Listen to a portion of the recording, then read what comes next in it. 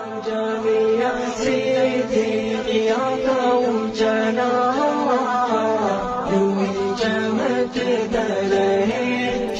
بسم اللہ الرحمن الرحیم نحمده ونصلی علی رسوله الکریم اما بعد۔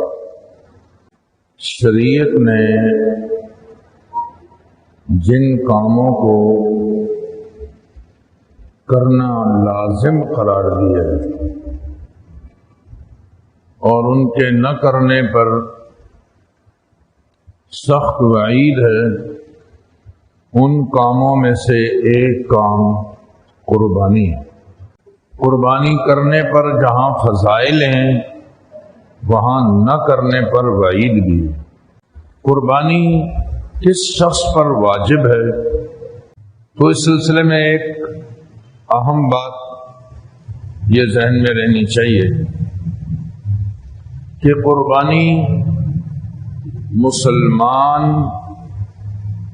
عاقل بالغ اور مقیم پر واجب ہے، بشرطے کہ یہ مسلمان عاقل بالغ مقیم نصاب کا مالک ہو۔ میری اس بات سے ایک وضاحت تو یہ ہو گئی کہ قربانی مسلمان پر واجب ہے، غیر مسلم پر قربانی واجب نہیں ہے۔ وہ شریعت کے احکامات مسلمان کی طرف متوجہ ہیں، غیر مسلم کی طرف یہ احکامات متوجہ ہیں ہی نہیں۔ نمبر 2، قربانی عاقل پر واجب ہے۔ جو آدمی عقل مند ہو وہ قربانی کرے گا۔ جو مجنون پاگل ہے تو مجنون کے اوپر قربانی واجب نہیں ہوگی۔ مجنون آدمی شریعت کے اور بھی بہت سارے احکامات سے بری ہے۔ مجنون آدمی کی طلاق نہیں واقع ہوتی، مجنون آدمی کے اوپر نماز فرض نہیں ہوتی، مجنون آدمی کے اوپر قربانی بھی واجب نہیں ہوتی۔ جس کو یہی نہیں پتا کہ میں کیا بول رہا ہوں، بہت سارے لوگ طلاقیں دے کر بھی مجنون بن جاتے ہیں۔ یہ وہ والے مجنون یہاں مراد نہیں ہیں جن کو اتنا پتہ ہے کہ میں نے طلاق دے دی، یہ بھی پتہ ہے کہ میں نے بڑا نقصان کر دیا، یہ بھی معلوم ہے کہ اس کا کوئی حل نکالنا چاہیے، اور اپنے آپ کو ان ساری باتوں کے باوجود مجنون بھی کہہ رہے ہیں۔ تو یہ مجنون بتکلف بن رہا ہے، مجنون ہے نہیں۔ جو مجنون ہوتا ہے اسے ان باتوں کی پھر کوئی خبر نہیں ہوتی کہ کیا ہو رہا ہے۔ ایک تیسری شرط قربانی کے واجب ہونے کی یہ ہے کہ بالغ ہو۔ مسلمان بھی ہونا شرط ہے، دوسری شرط عاقل ہونا، اور تیسری شرط میں نے عرض کیا بالغ ہونا۔ تو چھوٹے معصوم بچے پر بھی قربانی واجب نہیں ہوتی۔ نمبر 4، مقیم ہونا۔ لہذا اگر کوئی آدمی مسافر ہے اور شرعی مسافت اس کی بن رہی ہے، 48 میل سے زائد سفر پر وہ گیا ہوا ہے، یا 48 میل دور ہے اپنے شہر سے، یہ مسافر ہے، جیسے ہی اپنی نمازیں قصر کرے گا اور روزے اگر عذر ہو تو کوئی بھی عذر نہیں ہے تو روزے رکھنے اچھی بات ہے، لیکن اگر سمجھتا ہے کہ مشقت میں ہوں، سفر ہے، نہ رکھے۔ اور بغیر کسی عذر کے بھی اگر کوئی آدمی سفر میں روزہ نہیں رکھتا تو یہ سفر کا ہونا ہی ایک بہت بڑا عذر ہے، یہ بھی روزے نہ رکھے تو جائز ہے۔ ایسے ہی اس مسافر کے اوپر قربانی بھی واجب نہیں ہوتی، یہ قربانی نہ کرے۔ البتہ یہ بات ذہن میں رہنی چاہیے کہ وہ لوگ جو حج پہ جاتے ہیں، 15 دن سے کم وقت ایک جگہ انہیں جو ہو گیا، یہ مسافر ہیں، ان پر قربانی واجب نہیں ہے۔ لیکن اگر یہ شخص حج قران کر رہا ہے یا حج تمتع کر رہا ہے، باوجود کہ یہ مسافر ہے، پھر بھی اس کو قربانی دینی ہوگی، مگر یاد رکھیں یہ وہ والی قربانی نہیں ہے جو بندے پر صاحب نصاب ہونے کی وجہ سے لازم ہوتی ہے۔ یہ تو حج کی وجہ سے دم شکر کہلاتا ہے، یہ ہم آسانی کے لیے اس کو قربانی کہہ دیتے ہیں۔ یہ تو چونکہ حج قران اس لیے کیا ہے یا حج تمتع اس نے کیا ہے، تو حج قران اور تمتع کرنے کی وجہ سے اس کے اوپر دم شکر لازم ہوا ہے، اس کا تعلق سفر سے نہیں ہے۔ ہاں اس پر دم شکر وہاں حرم میں ہی اس کو جانور ذبح کرنا ہوگا، لیکن اپنے وطن میں یا وہیں پہ قربانی لازم نہیں ہوگی کہ یہ مسافر ہے۔ یہ چاروں قسم کے آدمی، مسلمان، عاقل، بالغ اور مقیم، ان کے اوپر قربانی جب واجب ہوگی جب یہ نصاب کے مالک ہو۔ ایک آدمی مسلمان تو ہے لیکن نصاب کا مالک نہیں ہے، عاقل بالغ تو ہے مگر نصاب کا مالک نہیں ہے، تو اس پر بھی قربانی واجب نہیں ہوگی۔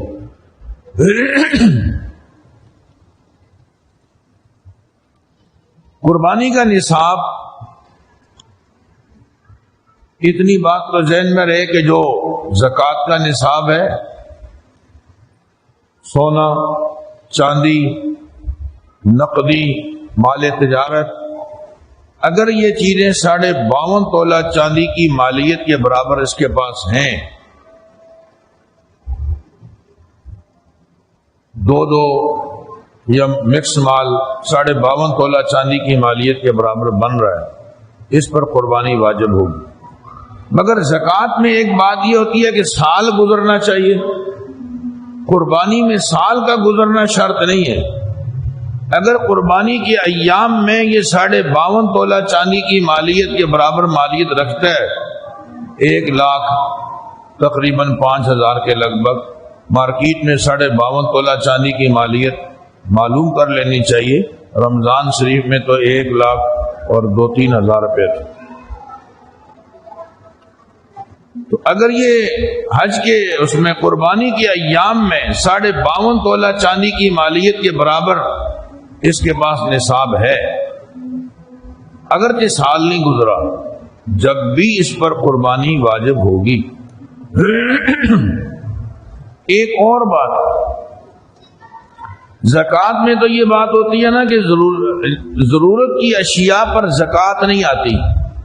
ایک آدمی کے پاس استعمال کا مکان ہے، ایک سے زیادہ ہے، استعمال کی گاڑیاں ہیں، برتن ہیں، کمبل ہیں، لحاف، اس پر کوئی زکوٰۃ نہیں آئے گی۔ لیکن ضروریات اصلیہ سے زائد مال پر جو استعمال کا ہو، اگرچہ زکوٰۃ نہیں مگر قربانی ہے، اگر وہ 52.5 تولہ چاندی کی مالیت کے برابر کا ہو۔ مثال کے طور پر انسان کی ضرورت ایک مکان ہے، ایک شخص کے پاس 2 مکان ہیں، تو ایک مکان اس کی ضرورت سے زائد ہے، اس پر قربانی آئے گی۔ البتہ یہ بات بھی ذہن میں رہنی چاہیے کہ اگر اس کے پاس مکان تو 2 ہیں لیکن دوسرا مکان کرائے پر دیا ہوا ہے اور اسی کرائے کی آمدنی پر اس کا گزر اوقات ہو رہا ہے، اس کی ضروریات اصلیہ میں اس کا استعمال ہے، تو جب بھی اس پر قربانی واجب نہیں ہوگی۔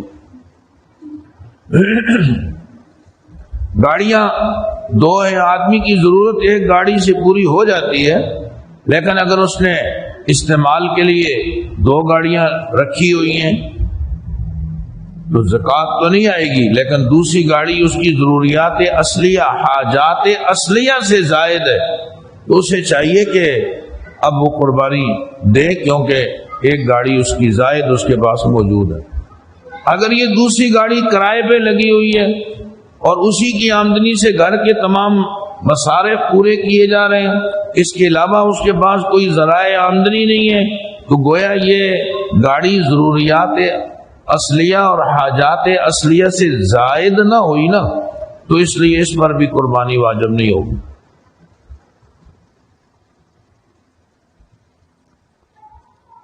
قربانی کے بارے میں چند ایک غلط فہمیاں پائی جاتی ہیں. ایک تو یہ کہ لوگ یہ سمجھتے ہیں کہ گھر میں ایک قربانی ہونی چاہیے. ہمارے گھر میں بھی قربانی ہے، ایک بکرا ذبح ہو. ہمارے گھر میں بھی ایک قربانی ہے، ایک گائے ذبح ہوگی. اچھا جی، گھر میں کتنے افراد ہیں؟ پتہ چلا اس گھر میں 10 آدمی رہتے ہیں، مرد عورتیں ملا کر، یا اکیلے مرد رہتے ہیں. 10 افراد رہتے ہیں. 10 کے 10 ایسے ہیں کہ ان پہ قربانی واجب ہے. ہر ایک الگ الگ نصاب کا مالک ہے. قربانی ایک، سارے اسی میں جڑے ہوئے ہیں. یہ غلط ہوگا. قربانی اس لیے تو نہیں کی جا رہی کہ گھر کے افراد کے لیے گوشت کی ضرورت پوری ہو جائے. قربانی تو شریعت کا ایک حکم ہے اور وہ ہر صاحب نصاب کو ہے. لہذا اگر گھر میں 5 آدمی ہیں، 10 آدمی ہیں، ہر ایک کو چاہیے کہ اپنی قربانی کی ترتیب بنا لے. یہ بھی ذہن غلط ہے کہ مردوں نے دے دی نا قربانی، اب عورتوں کا کیا ہے؟ نہیں، عورت الگ سے صاحب نصاب ہے، اس کو الگ سے قربانی دینی چاہیے. مرد الگ سے صاحب نصاب ہے، اس کو الگ سے قربانی دینی چاہیے. ہاں، گھر میں پتہ چلا جی کل آدمی ہیں 7، تو ایک گائے میں 7 آدمی شریک ہو سکتے ہیں. ان سب نے اپنے اپنے حصے کے پورے پیسے ملائے اور ایک گائے لا کر ذبح کر دی. گھر ہی کے سارے لوگ شریک ہو گئے، بالکل ٹھیک.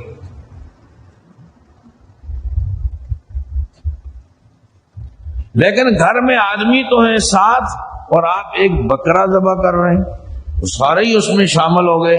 یہ غلط ہوگا.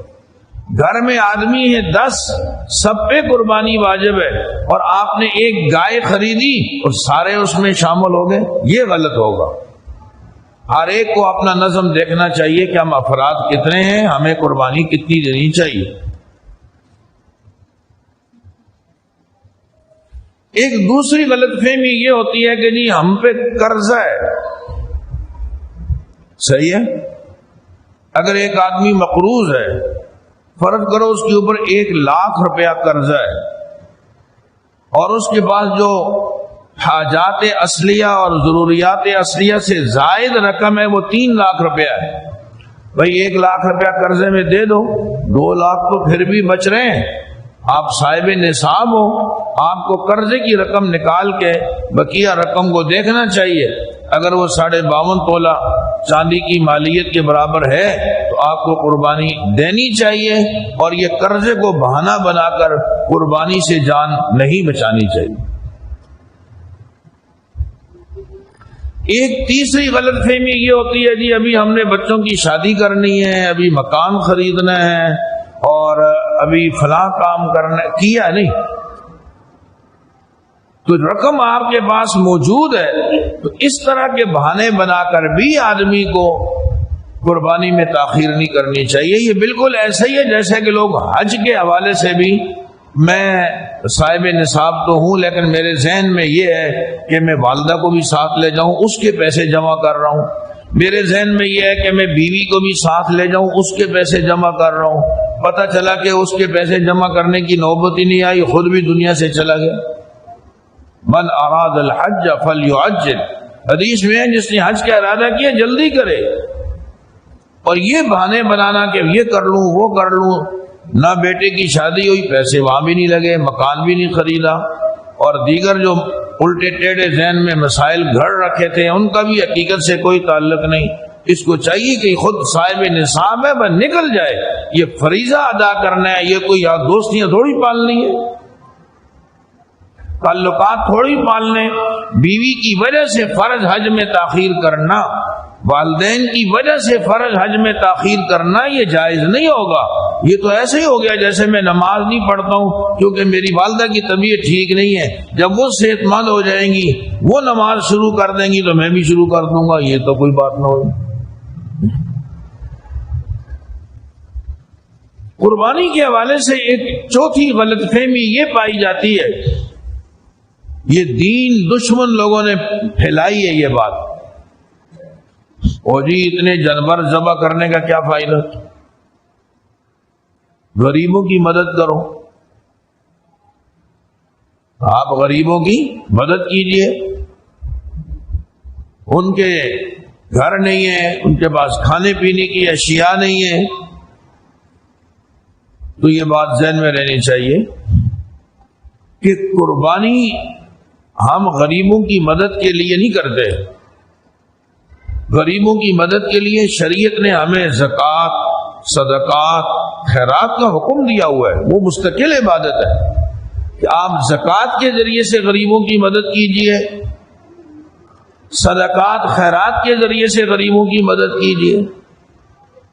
رہی بات قربانی کی، یہ تو شریعت کا ایک الگ سے حکم ہے، فَصَلِّ لِرَبِّكَ وَانْحَرْ، یہ اللہ کی رضا کے لیے قربانی کا حکم ہوگا، اس کا تعلق غریبوں کی مدد وغیرہ سے نہیں ہوگا۔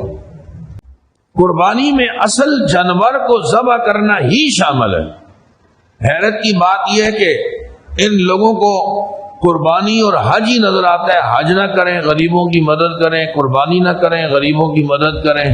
یہ بات کیوں نہیں ذہن میں آئی کہ 1.5 لاکھ کا موبائل نہ لیں، سادہ ہلکا موبائل لیں، ضرورت پوری ہو جائے گی، غریبوں کی مدد کریں۔ جی آپ 1.5 کروڑ کی گاڑیاں نہ لیں، ہلکی پھلکی گاڑی لے کر اپنی ضرورت پوری کر لیں، غریبوں کی مدد کریں۔ آپ عیاشیاں نہ کریں، بھاری بھرکم کھانے نہ کھائیں، ہلکا پھلکا کھانا کھا کے اپنے گھر کی ضرورت پوری کر لیں، باقی غریبوں کی مدد کریں۔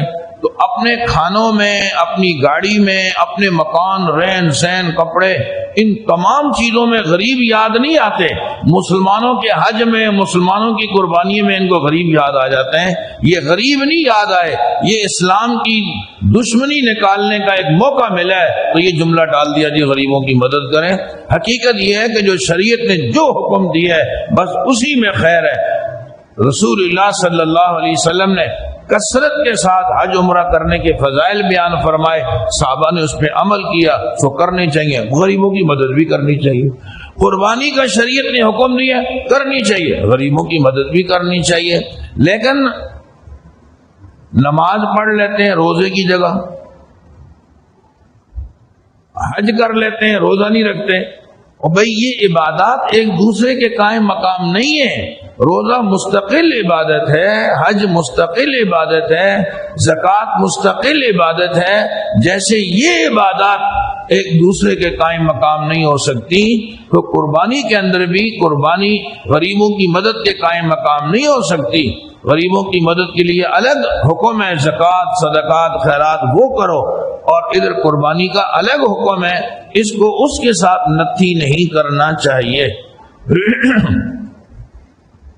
رسول اللہ صلی اللہ علیہ وسلم نے قربانی نہ کرنے والے کے لیے کیسی عجیب سی وعید ارشاد فرمائی۔ مسند احمد کی روایت ہے، آپ صلی اللہ علیہ وسلم نے ارشاد فرمایا، من وجد ساعتا ولم یضحی، جس آدمی کو قربانی کی طاقت تو ہے لیکن قربانی نہیں کرتا، فلا یقربن مصلانا، وہ ہماری عیدگاہ میں آئے نہیں۔ آپ کو معلوم ہے عیدگاہ میں جانا مستقل ایک سعادت کی بات ہے۔ عیدگاہ میں بارگاہ الہی سے رحمت کا نزول ہوتا ہے، مغفرت کا عام فیصلے کیے جاتے ہیں۔ علماء فرماتے ہیں بچوں کو بھی لے جاؤ عیدگاہ میں، تاکہ اللہ کی رحمت کے نزول سے یہ بھی مستفید ہو سکیں۔ بہت چھوٹے بچے نہیں، لیکن سمجھدار بچے جو بیٹھنا، مسجد کے آداب، عیدگاہ کے آداب سے باخبر ہو، لے جاؤ۔ بیماروں کو عیدگاہ میں لے جاؤ، اللہ تعالیٰ کی جانب سے رحمت کا نزول ہوگا، امید ہے بیماروں کو اللہ شفا دے گا۔ حالانکہ ان پر عید کی نماز کوئی فرض نہیں ہے، بچوں پر کوئی عید کی نماز فرض نہیں ہے، لیکن عیدگاہ جانا ایک سعادت ہے۔ تو اس سعادت کو حاصل کرنے کے لیے بچوں کو لے جاؤ، بیماروں کو لے جاؤ، تاکہ رحمت الہی سے یہ بھی مستفید ہوں، لیکن قربانی جس پر واجب ہے اور نہیں کی، آپ صلی اللہ علیہ وسلم اتنے اس سے ناراض ہیں، فرمایا اس کو نہیں لانا، بچوں کو لے آؤ، اس کو نہیں لانا، بیماروں کو لے آؤ۔ بہت سخت وعید ہے یہ کہ قربانی کی طاقت رکھنے کے باوجود آدمی قربانی نہ کرے۔ اہل علم نے یہ بڑی باریک بات لکھی ہے کہ اسلام کے 3 درجے ہیں۔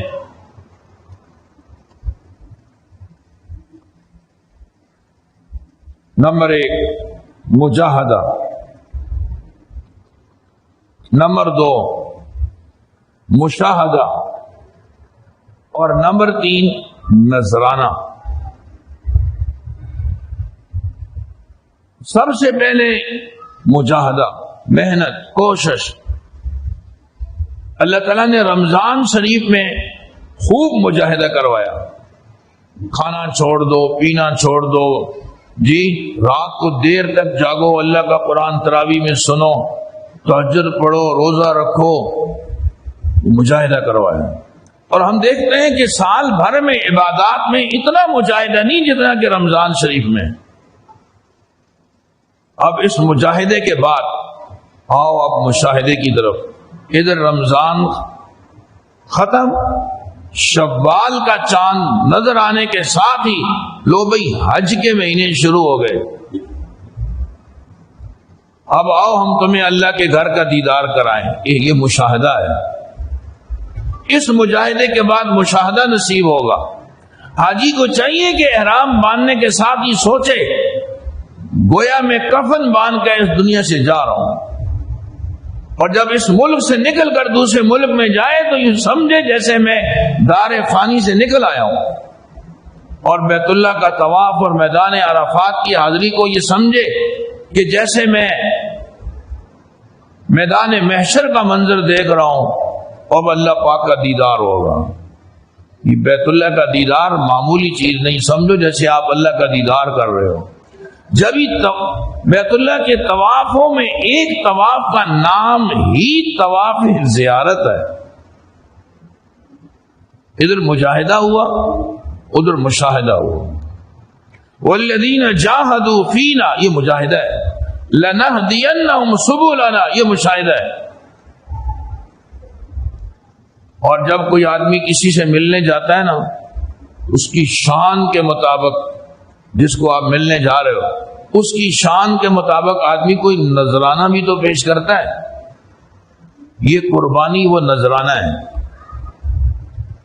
بارگاہ الہی میں سبحان اللہ، جو رب ہمارا خالق بھی ہے، مالک بھی ہے، علی کل شیء قدیر، فعال لما یرید کی صفات کا مالک ہے، اس کے سامنے نذرانے میں تو پھر جان ہی پیش کر دینی چاہیے۔ حضرت ابراہیم علیہ السلام نے اس نذرانے میں اپنے بیٹے کی جان پیش کی ہے۔ یہ الگ بات ہے، اللہ نے قبول نہیں فرمائی، بلکہ اس کے بدلے میں فرمایا کہ مینڈا ذبح کر دو۔ نمازیں ہم پہ کتنی فرض ہے؟ 5۔ حدیث میں پڑھو 5 مگر ثواب ملے گا 50 کا، کیونکہ اصل نمازیں 50 ہیں۔ ہم 5 پڑھیں گے، ثواب ملے گا 50 کا۔ ہم قربانی میں تو ذبح کریں گے گائے، بیل، بکرا، دمبا، مگر اللہ تعالیٰ اس پر جو اجر و ثواب عطا فرمائیں گے وہ جان نذرانے میں پیش کرنے کے برابر ہوگا۔ گویا ہم قربانی نہیں ذبح کر رہے، ہم بارگاہ الہی میں نذرانے میں اپنی جان پیش کر رہے ہیں۔ سنت ابیکم ابراہیم، یہ قربانی تمہارے ابا ابراہیم کی سنت ہے، اور ابراہیم علیہ السلام نے تو قربانی میں بیٹے کو لٹا دیا تھا۔ یہ نذرانہ ہے، اور اس پر جا کر انسان قرب کی منازل طے کرتا ہے۔ قرب الہی کا اس سے اعلیٰ درجہ کوئی نہیں ہے۔ جب ہی فرمایا لن ینال اللہ لحومها ولا دماؤها ولکن ینالہ التقوی منکم، کھال ادھر ہی رہ جائے گی، گوشت ادھر ہی رہ جائے گا، وہ جو تمہارے اندر کا جذبہ ہے یہ اوپر پہنچ جائے گا۔ اب تم نے یہ نذرانہ پیش کیا ہے، اللہ پاک اس کے ذریعے سے بندے کو عروج کتنا دے رہے ہیں. حدیث میں ایک ایک بال کے بدلے میں ایک ایک گناہ معاف ہوگا, ایک ایک نیکی ملے گی, بندہ صاف ہو گیا. اور روایت میں ہے کہ خون کا قطرہ زمین پہ بعد میں گرے گا, اللہ تعالیٰ اس کی بخشش کے فیصلے پہلے فرما دیں. جب ہی آپ نے فرمایا کہ قربانی کے وقت میں خود بندے کو موجود ہونا چاہیے. یہ دعاؤں کی قبولیت کا وقت ہے, اللہ کی رضا کا جذبہ مد نظر ہو. اس کی برکت سے اللہ تعالیٰ آپ کو بھی صاف فرمائیں گے, آپ کے درجات بھی بلند ہوں گے. اور میں نے عرض کیا کہ دیکھنے میں تو قربانی کا جانور ذبح ہو رہا ہے, حقیقت میں آپ نے اپنی جان کا نذرانہ پیش کیا. اس لیے آدمی کو چاہیے کہ قربانی دینے میں, قربانی کا جانور ذبح کرنے میں اچھے جذبے کا اظہار کرے. قربانی بے شک مہنگائی ہے اور جانور بھی بہت مہنگے ہیں, لیکن اب بھی حصے جو ڈالے جا رہے ہیں یہ بہت اچھا طریقہ ہے. آپ اچھے سے اچھا حصہ بھی 20, 22, 25 ہزار میں ڈال سکتے ہیں اور اس سے ہلکا جانور لے لیں. بعض لوگ بہت خوبصورتی کی قیمت ہوتی ہے, گوشت کی نہیں. بہت موٹا تازہ گوشت زیادہ ہے, اس لیے آپ ان چکروں میں کیوں پڑتے ہیں؟ جانور میں کوئی عیب نہیں ہونا چاہیے جس سے قربانی کا جانور ذبح کرنا جائز ہی نہ ہو. جانور کے اندر اس کی عمر پوری ہونی چاہیے. گائے ذبح کرنی ہے بھئی 2 سال, جس کی علامت ہے کہ اس کے 2 دانت ظاہر ہوں, بس اتنا کافی ہے. اس میں ہلکا پھلکا بچڑا آپ لے لیں گے تو آپ پر 15,000 سے اوپر کا میں نہیں سمجھتا ہوں کہ حصہ ڈلے گا. ایسا بھی کر سکتے ہیں. آپ کراچی کے اندر نہیں کر سکتے قربانی تو آپ باہر مختلف علاقوں میں سستے جانور مل رہے ہیں, 12,000 15,000 میں بہترین حصے ڈل رہے ہیں, آپ وہاں بھی ڈال سکتے ہیں. اعتماد ہونا چاہیے کہ اگلا قربانی کا جانور ذبح کرے. کوشش کی جائے کہ جس پر قربانی واجب ہے وہ اپنی قربانی کو دینا یقینی بنائے اور اس کو ادا کرے. آج تک کوئی آدمی نہیں ملے گا جس نے قربانی دی اور غریب ہو گیا. انشاءاللہ میں اور آپ بھی نہیں ہوں گے. اللہ تعالیٰ میں عمل کی توفیق نصیب فرمائے. وآخر دعوانا ان الحمد للہ رب العالمین.